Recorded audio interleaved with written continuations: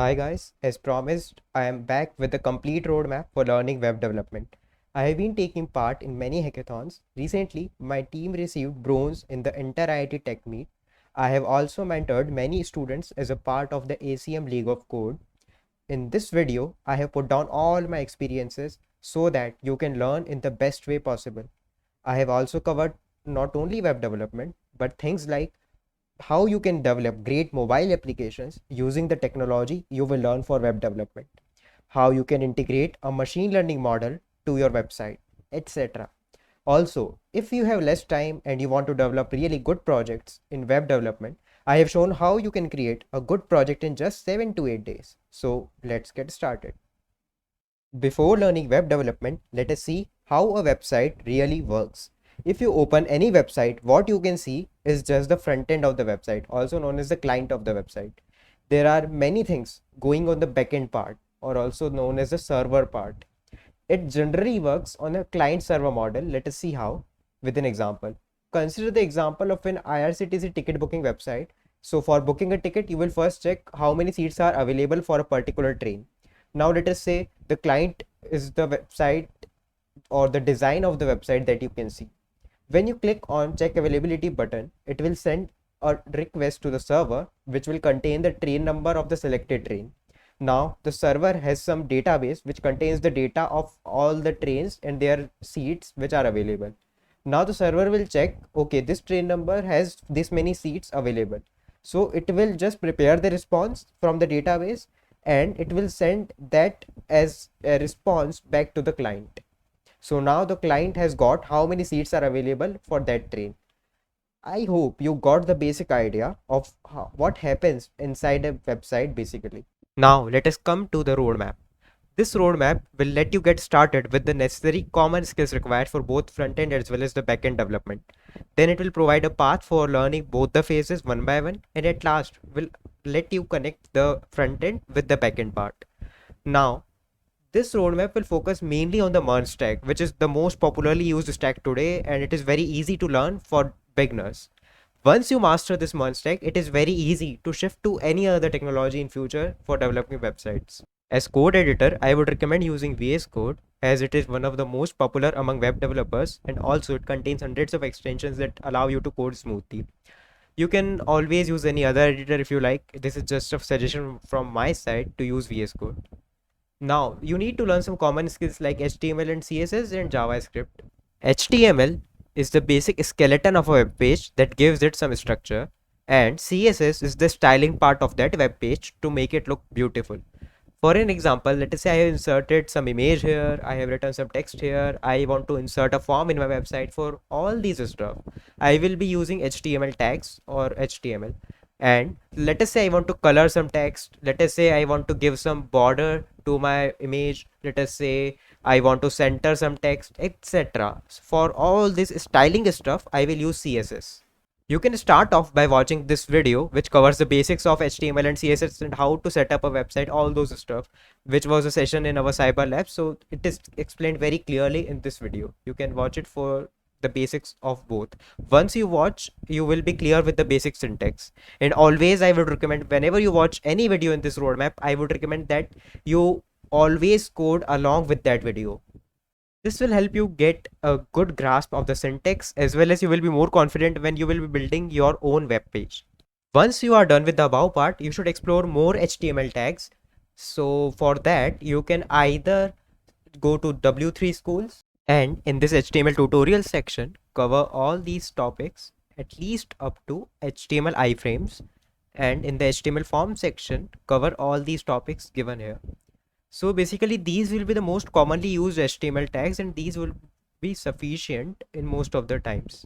But if you need some more tags, anytime you can come back here and get to know more about that tag which you want to use. Always when learning anything on this W3 Schools website, I would recommend to use this try it yourself button to make changes to this code and see how the output changes. This will certainly help you in understanding things better. Or if you are someone who likes to learn stuff by watching videos, I would recommend going through this Traversy Media's HTML crash course. It will contain almost every commonly used HTML tag that you may learn from here. Now let us come to the CSS part. I told you that CSS allows you to change some styling of your web page. So for that, it provides some properties for each of the HTML tag that you used earlier. So for those properties, I would say you need not claim all the properties because no one can do that.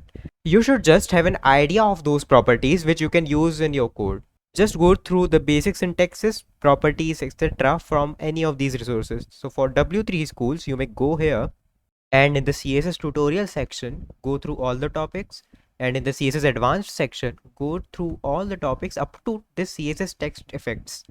And in the CSS responsive section, basically this responsive section is for teaching you how you can make a website which is responsive. Responsive means that it may have different views on different devices. Like on a desktop the website looks like this, on a tablet it looks like this, and on a phone it may look something like this. So you want to create the best experience for every device. So for that I would say just go through these two sections, media queries and images. These two will be sufficient. And if you are someone who likes to watch video and learn by that, I would recommend going through this Traverses crash course on CSS. Now comes JavaScript or JS. So JS is the only programming language which is supported by the browsers. If you are thinking why HTML is not supported by browser, so basically you should know that HTML is not a programming language because you can't do stuff like adding two numbers, subtracting two numbers, running a for loop, etc. in HTML. You can't do such things. For that, you need some programming language like JavaScript.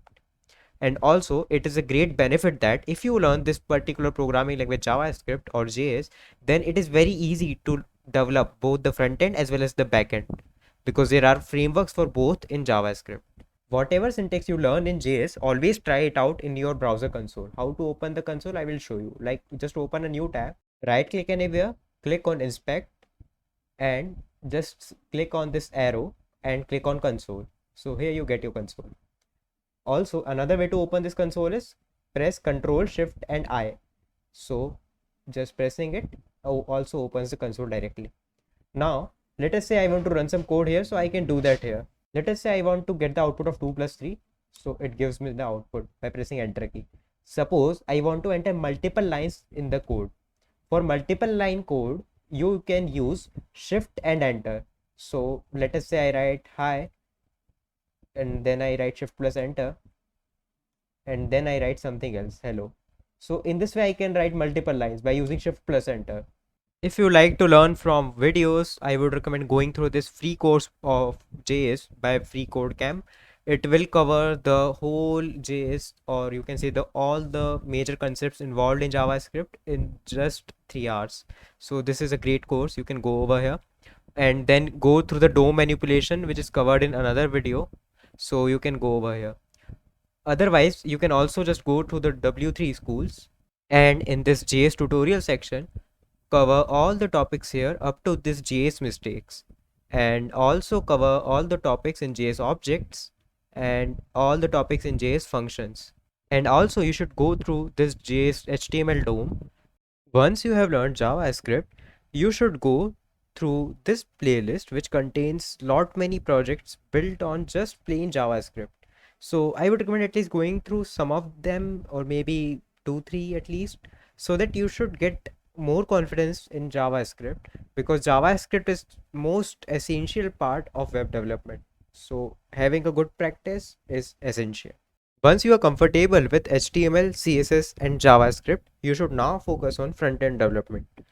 For front-end development, you should start with Bootstrap, which is one of the most commonly used frameworks for building responsive websites.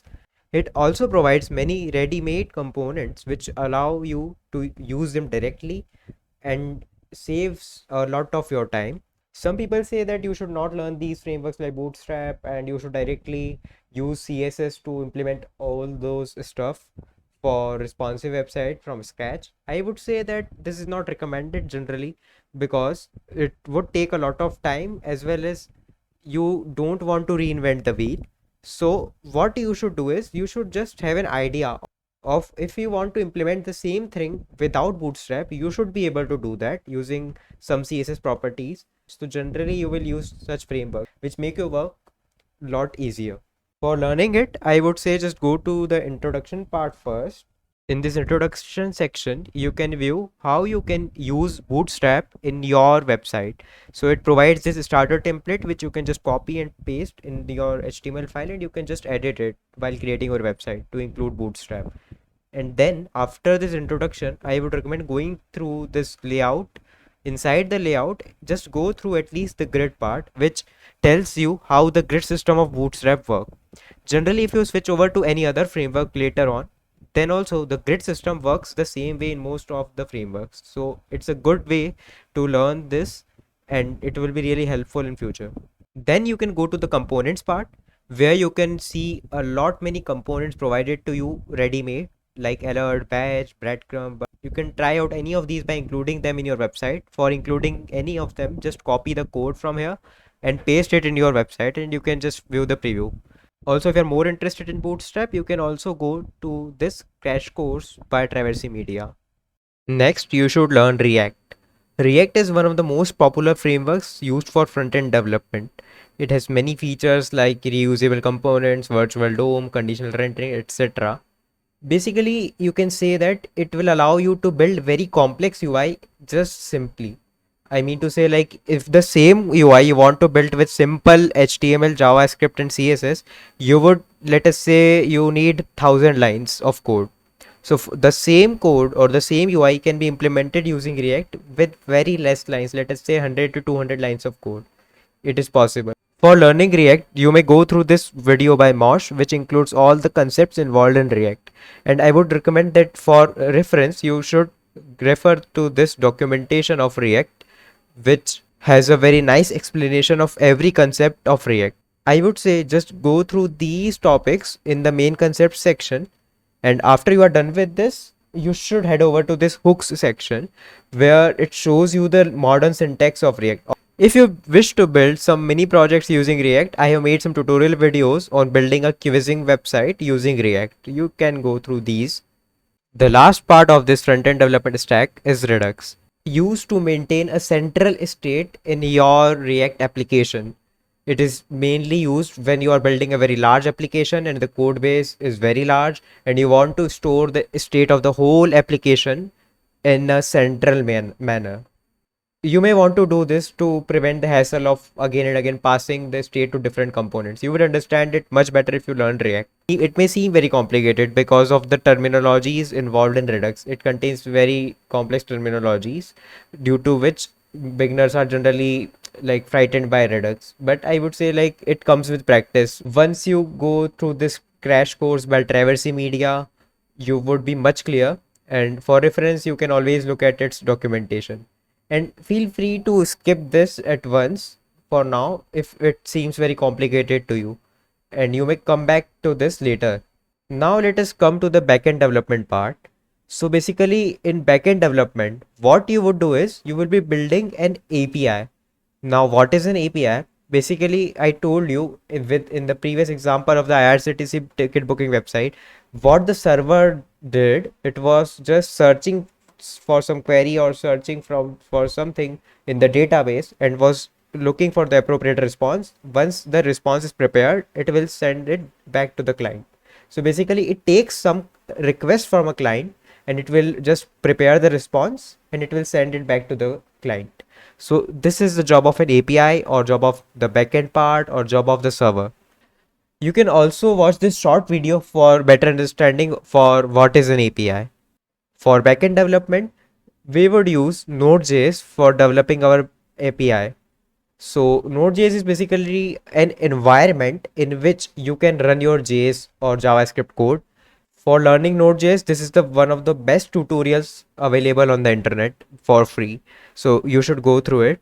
Then next comes Express, which is a framework built on this Node.js, which allows you to build APIs very easily. So for Express, again, there's a video by Mosh, which contains the basics of REST API, what is Express, and how you can test your API using Postman. So these are all essentials of backend development. You must go through this, and for reference, you can go to the official website of Express and view its documentation. After watching the above video, you should be crystal clear with these definitions, with these terms, and You should know how many response one client should get for a request, and what is an endpoint, what are the purpose of different types of requests like get request, post request, put request, delete request, etc. Now, after this, you should go through this great blog for learning some great practices you should follow for building your backend server.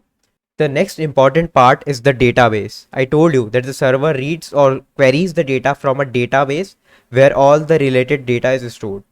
Now, for database, like there are many database available, but I would recommend for beginners to use MongoDB as it is much flexible and it is very easy to use. You don't need to have any predefined tables, etc. for starting your application. So I recommend for beginners it is one of the best and easy to learn database. For learning MongoDB, you can go through this crash course by Traversy Media, and after that you should learn Mongoose. Mongoose is basically ODM for MongoDB. Now what this ODM is, basically it will help you to develop your API easily using MongoDB. Like I mean to say, you can integrate MongoDB into your website or into your server very easily using this Mongoose. So for learning this Mongoose, you can just go to this blog and you can just take a overview of what is Mongoose from here. And after you watch this video tutorial on using MongoDB for REST API, you would be very clear like how to use MongoDB in your code. And after watching this video, you should be able to create your own backend API or REST API, and you should be able to test it by your own using Postman. And also, if you are interested in setting up a cloud database in MongoDB, so you can watch this video. Now comes the part when you want to connect your front-end application or the UI part with your backend server. So for this, basically you need to send a request from your front-end or the client to your server. For sending requests, there are many functions available, like you can use fetch, but preferred is Axios due to its easier syntax. For learning the syntax of Axios, you can just go through this blog. The first problem you will face definitely if you are a beginner is that your request will get blocked by course policy. When you will send request and you will view the console, in console you will find such kind of error in red characters. To fix this error, you can always go to this blog which shows the easiest way to fix this error. Also, if you have observed in some of the websites, it happens that suppose I log in today and I close my PC, I open the website again tomorrow, it is already logged into that website. So sometimes you need to store some login information or something in your local storage of the browser, or maybe session storage of the browser. Now, what is the difference between these two storage? You can go through this blog and you will find much detail about these two storage and how to use them in your code to store something, to retrieve that information from your local browser. Now it's all done, but if you are still facing some issues or you are feeling less confident, so always I would recommend that this is one of the best playlist I found for Munstack, and I followed this for building one of my projects in the beginning. So you can always go to this playlist, and I would say you can watch all the videos and code along with it to build a good project using Munstack. And it also shows how to deploy it on the internet so that you can just mention the link of the hosted website also in your resume. If you are someone who wants to learn backend first and then switch over to frontend, or if you have very less time and you want to develop a good project, you may do that by learning only backend. So for that, I would say that you can go through the HTML, CSS, and JS part of this roadmap and learn these three recommended skills.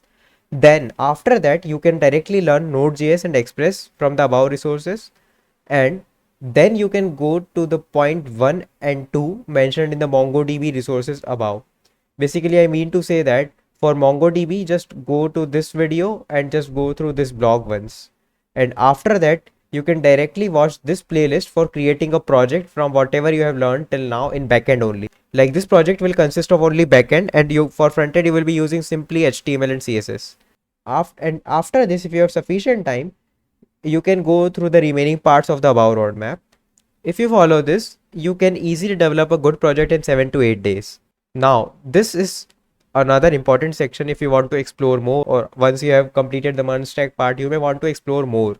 You may want to build mobile applications. You may want to use another database like SQL in your server, or you may want to integrate a machine learning model in your server. So how to do these stuff? I have mentioned this roadmap properly. I will just explain it once. So basically, cross-platform mobile apps, what does it mean? It means that you write only same one piece of code, and that piece of code will allow you to develop an Android application as well as an iOS mobile application. Generally, what people did was they wrote a code for Android app and they wrote another code for iOS app. But this was much time consuming, and like if you want to make a change in your Android app and you want to also make the same change in your iOS app, you need to make changes in both the code bases separately. But this was much time consuming and hectic. For reducing such hecticness and for making it very easy to develop mobile applications for both the platforms, and actually if you know React, then there is nothing new in this React Native. Only the components would be somewhat new to you. Otherwise, the concepts of state, props, etc., whatever you will learn in React would be similar or the same in React Native. For it, I would say you can watch this tutorial by Mosh. It is really a nice tutorial. And for reference, always you follow the original documentation of React Native. Now, suppose you want to use some another database like SQL in your server. For this, first you need to learn SQL. For learning, either you can go through this tutorial by Mosh or you can go through this basic MySQL tutorial by mysqltutorial.org. Both have good content. The only thing in this Mosh course is like some of the advanced concepts are not explained in this video, which will be needed very, very less often or anyways. But I am planning to release a SQL course in my YouTube channel. You can find it maybe in 15 or 20 days. It's almost half ready. Now, after this, you will learn how to use that SQL database or how to integrate that SQL database in your server. For this, you can go to this video and you can just watch the instructions for integrating MySQL in your application. Now, sometimes in hackathons or if you want to build a good project that involves both web and machine learning, you may require to integrate a machine learning model which is written in Python to your server. For this, you can learn Python from W3 schools. If you don't know, Python is one of the most easiest language to learn. And after you know Python, you can learn Flask, which is a framework for developing API in Python. And you can watch this tutorial of Flask. Now, to integrate the machine learning model into your Flask server written in Python, you would need to save your model first in a .pth file. Once you have this .pth file, you can use it in your code to make the prediction. And for using it, you can always go to this blog. This is one of the best blogs I found for integrating the ML model. I hope you found this roadmap useful. And if you have any suggestions, you can comment down in the chat box below. And if you have not subscribed the channel yet, do subscribe it. Thank you.